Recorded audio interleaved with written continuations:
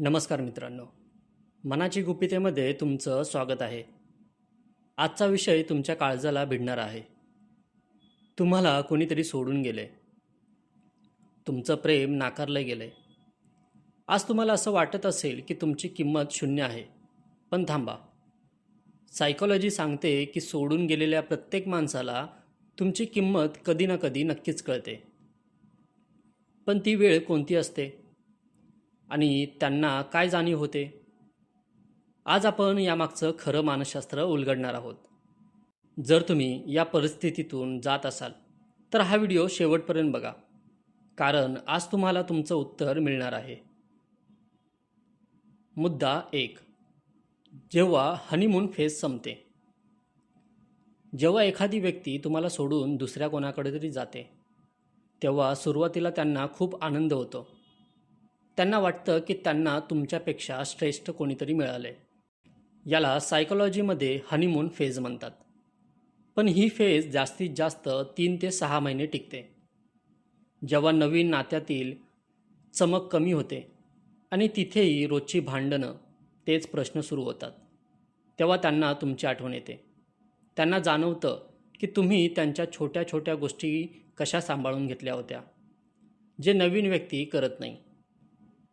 जेव्हा नवीन नात्यात तुलना सुरू होते, तेव्हाच तुमची खरी किंमत त्यांना कळायला सुरुवात होते. मुद्दा 2. जेव्हा त्यांना तुमच्यासारखा बिनशर्त पाठिंबा मिळत नाही. आयुष्यात संकटांचे दिवस नक्कीच येतात.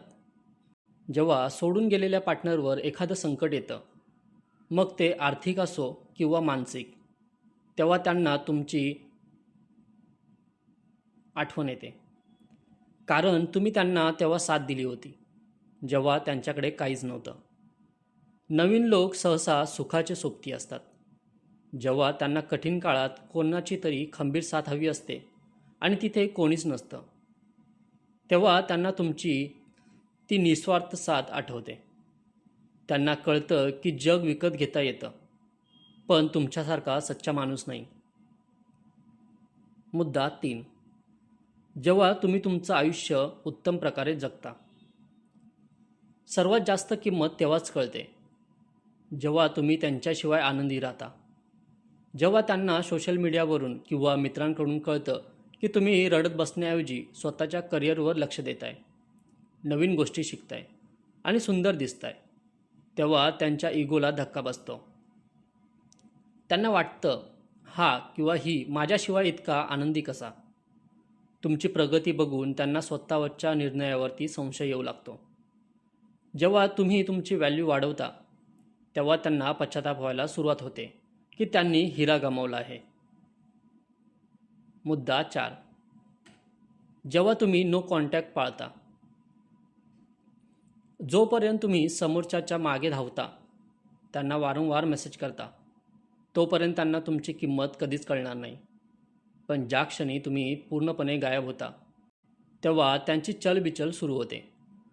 मानवी स्वभाव आहे की जी गोष्ट आपल्याकडे सहज उपलब्ध नसते, त्याचीच आपल्याला जास्त ओढ लागते. जेव्हा तुम्ही त्यांना तुमची कमतरता जाणवून देता, तेव्हाच त्यांना तुमच्या अस्तित्वाची किंमत कळते. शांतता ही ओरडण्यापेक्षा जास्त प्रभावी असते. मुद्दा 5. जेव्हा त्यांना तुमची जागा कोणीच घेऊ शकत नाही हे कळतं. जगात करोडो लोक आहेत, पण प्रत्येकाची एक वेगळी वाईब असते. तुमचं बोलणं, तुमचं हसणं, समोरच्याला समजून घेण्याची तुमची पद्धत, हे सगळं युनिक असतं. सोडून गेलेली व्यक्ती जेव्हा अनेक लोकांना भेटते, अनेक नाती अनुभवते, तेव्हा शेवटी त्यांना हे मान्य करावंच लागतं की तुमच्यासारखं कोणीच नाही. हे कळायला वेळ लागतो, पण ते होतं नक्की. जेव्हा त्यांना कळतं की तुमच्यासारखा विश्वास आणि तुमच्यासारखा जिव्हाळा जगात कुठेच मिळणार नाही, तेव्हा त्यांची खरी हार झालेली असते. तर मित्रांनो, सोडून गेलेल्या माणसाच्या मागे धावत स्वतःची किंमत कमी करू नका.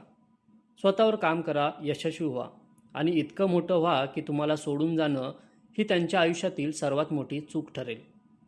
तुमची किंमत त्यांनी ठरवू नका, ती तुम्ही स्वतः ठरवा. व्हिडिओ आवडला असेल तर लाईक करा आणि शेअर करा. तुम्हाला काय वाटतं? तुम्हाला सोडून गेलेल्या व्यक्तीला तुमची किंमत कळली आहे का? कमेंट्समध्ये नक्की सांगा.